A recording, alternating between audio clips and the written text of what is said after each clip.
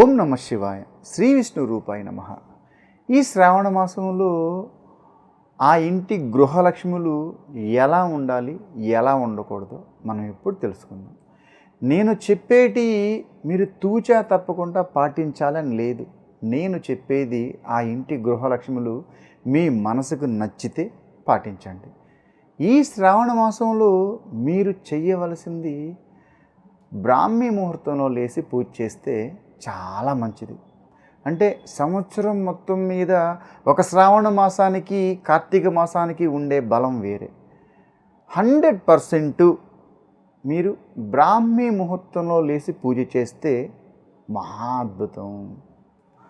ముఖ్యంగా మీరు నిద్ర లేచిన తర్వాత, మీ స్నానం ఆచరించిన తర్వాత మీరు తీసుకోవాల్సిన జాగ్రత్తలు, ప్రతి ఒక్క ఇంటి గృహలక్ష్మి తను పాదాలకి పసుపు రాయాలి. ఎక్కువగా చాలామంది స్టిక్కర్స్ బొట్లుగా పెడుతూ ఉంటారు. ఈ శ్రావణ మాసంలో వాటిని పక్కన పెట్టి మీరు తిలకో ధారణ చేస్తే చాలా మంచిది. అంటే మెరూన్ కలర్ కానీ ఎరుపు కలర్ కానీ తిలకం పెట్టండి.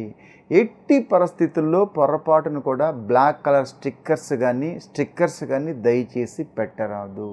అలాగే కళ్ళకి కాటుక పెట్టాలి.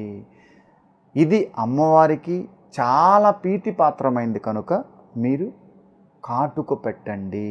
అలాగే మీ చేతికి ఎన్ని బంగారు గాజులు ఉన్నా ఖచ్చితంగా చేతి నిండా మట్టి గాజులు ధరించండి. ఇందులో ఉండవలసిన colours maroon, red, yellow, green. పొరపాటును కూడా బ్లాక్ కలర్ గాజులు వెయ్యరాదు. మీరు వేసే గాజులు గ్లాస్ టైప్ ఉన్నా పర్వాలేదు, కానీ ఖచ్చితంగా మట్టి గాజులు మీ చేతి నిండా ఉండాలి. అలాగే చాలామంది ఆఫీస్ డ్యూటీకి వెళ్ళేవాళ్ళు, బయట వెళ్ళేవాళ్ళు, కొంతమంది నార్త్ ఇండియన్స్ చాలామంది బయట వెళ్ళేటప్పుడు మాత్రమే మంగళసూత్రం మెడలో వేసుకొని వాళ్ళ బయట వెళ్ళి పనులన్నీ చూసుకొని ఇంటికి వచ్చిన తర్వాత మంగళసూత్రం తీసి ఓ వస్తువులా పక్కన పెడుతూ ఉంటారు. దయచేసి ఈ శ్రావణ మాసంలో ఏ గృహలక్ష్మి అయితే ఉందో వాళ్ళు పొరపాటును కూడా మంగళసూత్రం తీయరాదు. శ్రావణ మాసంలోనే కాదు, ఎప్పుడూ తీయకూడదు. ఒకసారి మీ మెడలో మాంగళ్య ధారణ జరిగిన తర్వాత ఇక మీరు ఉన్నంత వరకు అది ఎప్పుడూ తీయకూడదు. కానీ కొంతమందికి అలవాటు ఉంటుంది, కొంతమందికి ఎన్నో ప్రాబ్లమ్స్ మరెన్నో ఉంటాయి. కానీ ఈ శ్రావణ మాసంలో పొరపాటును కూడా మీ మెడలో తాళి ఎప్పుడు తీయరాదు.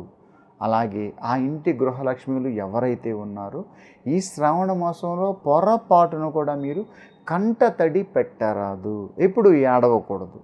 ముఖ్యంగా ప్రశాంతంగా నవ్వుతూ ఉండాలి.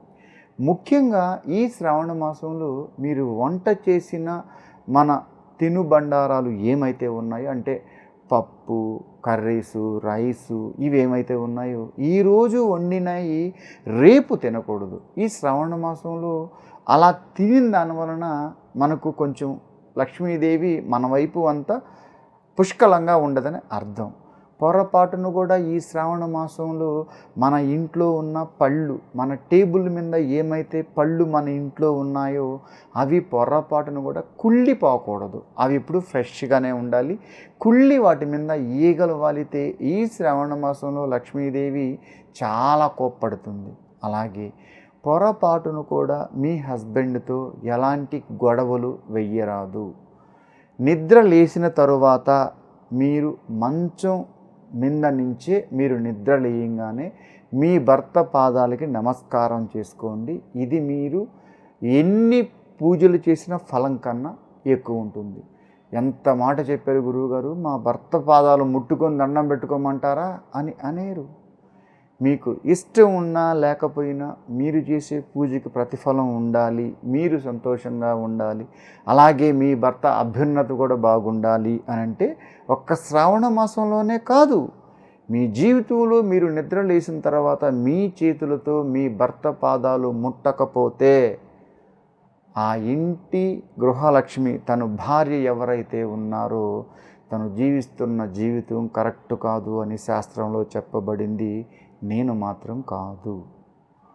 అయితే మీరు ఈ శ్రావణ మాసంలో మీ పిల్లలకి కూడా భక్తి శ్రద్ధలతో తలంటు స్నానం చేసి శ్రావణ శుక్రవారాల్లో మీతో పాటు కూర్చోబెట్టి పూజ చేయించండి.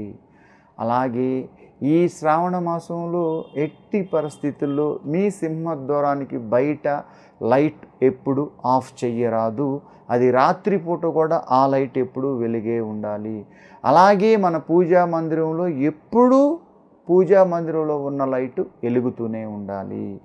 అలాగే మీరు ఈ శ్రావణ మాసంలో సాయంత్రం సంధ్యా సమయంలో ఎవరికీ కూడా పాలు ఇవ్వరాదు. అలాగే తోడుపెట్టిన పెరుగు కూడా ఎవరికి ఇవ్వరాదు. నెయ్యి కూడా ఎవరికి ఇవ్వరాదు. ఈ శ్రావణ మాసంలో సాయంత్రం 5:30 తర్వాత ఇవి 3 ఎట్టి పరిస్థితుల్లో ఎవరికి ఇవ్వరాదు. అంటే కొంతమంది బిజినెస్ చేసేవాళ్ళు ఉంటారు, షాప్స్ ఉంటాయి, అది వాళ్ళ బిజినెస్, దానిలో తప్పు లేదు. కానీ మన ఇంట్లో పక్కింటి వాళ్ళు కొంతమంది అవసర నిమిత్తం అడగతారు. మామూలుగా సహజసాధారణంగా ఇవ్వచ్చు, అందులో ఎలాంటి తప్పు లేదు. కానీ ఈ శ్రావణ మాసంలో 5:30 తర్వాత పాలు, పెరుగు, నెయ్యి, ఉప్పు, మిరపకాయలు దయచేసి ఇవ్వరాదు. అలాగే ఈ శ్రావణ మాసంలో మీరు ఎవరికి డబ్బులు ఎవరికి ఇవ్వరాదు. అలా ఇస్తే మీ ఇంటి నుంచి మహాలక్ష్మి వెళ్ళిపోతుంది అని అర్థం. మీరు ఎవరన్నా ఇస్తే తెచ్చి ఇంట్లో పెట్టుకోవచ్చు. ఎవరైనా బిజినెస్ చేస్తున్నారు, మనీ బిజినెస్ అంటే తప్పదు. కానీ మీ ఇంట్లో మామూలుగా ఉన్న గృహలక్ష్మిలు పొరపాటును కూడా ఎవరికి అమౌంట్ ఈ శ్రావణ మాసంలో ఇవ్వరాదు. అలాగే మీరు పొద్దున్నే నిద్ర లేచిన తర్వాత పూజ అయిపోయిన తర్వాత అమ్మవారి దగ్గర కూర్చొని కాస్త ధ్యానం చేయండి. మీ ఇంట్లో ప్రతి మూల, ఈవెన్ బాత్రూమ్తో సహా ధూపం వేయండి, సాంబ్రాణి వేయండి, గుగ్గిలు వేయండి. ఈ శ్రావణ మాసంలో మీ ఇంటి ఆవరణం అంతా ధూపంతో ఎలా నిండిపోతుందో మీ ఇంట్లో బీరువాలో ఉన్న ఆ లక్ష్మీదేవి కూడా డబ్బుతో అలా నిండిపోవాలని అర్థం. ముఖ్యంగా సాంబ్రాణి మనం ఇంట్లో ధూపం వేస్తున్నప్పుడు ఈ శ్రావణ మాసంలో మీ ఇంటి బీరువా ఓసారి ఓపెన్ చేసి ప్రతిరోజు మీరు ఎక్కడైతే డబ్బు, బంగారు, డాక్యుమెంట్స్ ఏమైతే పెట్టుకుంటూ ఉంటారో వాటికి కూడా మీరు బాగా ధూపం వేయండి. ముఖ్యంగా బెడ్ కింద ప్రతి మూల, బాత్రూంలో మీ ఇంటి ఆవరణం అంతా ధూపం వేయండి. ఉదయం అనగా బ్రాహ్మీ ముహూర్తంలో 100% నిద్రలేయండి. పొద్దున్నే సుప్రభాతం పెట్టండి. సాయంత్రం 4 భక్తి పాటలు పెట్టండి. ఎప్పుడూ కూడా ఇంట్లో వాళ్ళు ఏడ్చేలాగా ఏది చెప్పద్దు. ఈ శ్రావణ మాసంలో మీరు ఈ చిన్నపాటి జాగ్రత్తలు వహిస్తే ఆ అమ్మవారి కృపా కటాక్షం మీ వైపు ఉంటుందని దాని అర్థం.